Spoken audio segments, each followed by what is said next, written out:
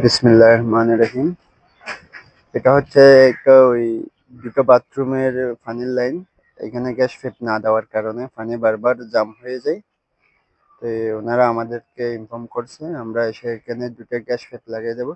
জায়গাটা খুব ডিফিকাল্ট, খুব রিস্কের জায়গা, তারপরেও কাজটা করে দিতে হচ্ছে। এখানে গ্যাস ফিট না দেওয়ার কারণে এখন যখন গ্যাস ফিট দিতে হচ্ছে, এগুলো আমরা কেটে ফেলতেছি, কেটে আবার নতুন ভাবে ইয়ে করতেছি। গ্যাস ফিট দিলে পানি সুন্দর মতো যাবে ইনশাল্লাহ। অনেকগুলো ময়লা,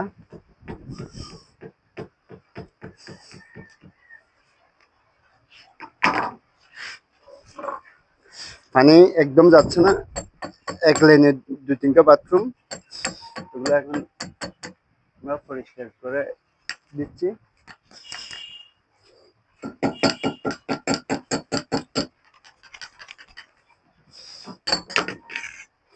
ইনশাল্লাহ এখন থেকে পরিষ্কারভাবে পানি যাবে, সুস্থভাবে যাবে।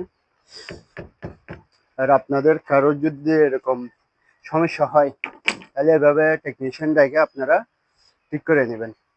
ঠিক করা হয়েছে, এখন আমরা ইউনিয়ন সকেটগুলো লাগিয়ে দিচ্ছি। এটা আসলে পুরোপুরি দেখানো যাচ্ছে না যে এখানে খুব ডিফিকাল্ট জায়গা, তিনতলার উপর।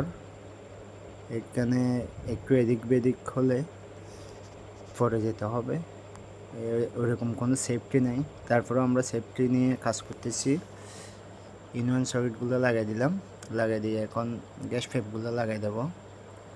গ্যাস পাইপ লাগাই দিলে ইনশাল্লাহ পানি আবার স্পিড যাবে, কারণ বাথরুমের পাইপের মধ্যে গ্যাস পাইপ অবশ্যই দিতে হবে।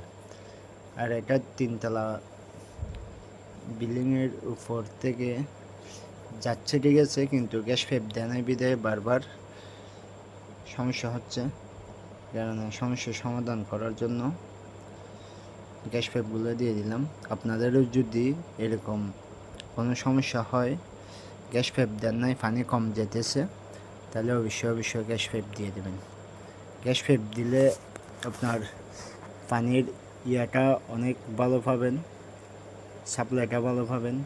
আর যদি এক লাইনে যদি দুটো বাথরুম হয়, তখন তো অবশ্যই দিতে হবে, না দিলে কিন্তু পরবর্তী যে এভাবে আবার কাজ করতে হবে। গ্যাস পাইপগুলো আসলে অনেকজনে অনেক রকম কাজ করে, কেউ গ্যাস পাইপ দেয় না, কিন্তু গ্যাস পাইপ দেওয়ার নিয়মটা আসলে সবাই নিয়মটা মানে না আর কি। নিয়মটা মানতে হবে, গ্যাস পাইপ না দিলে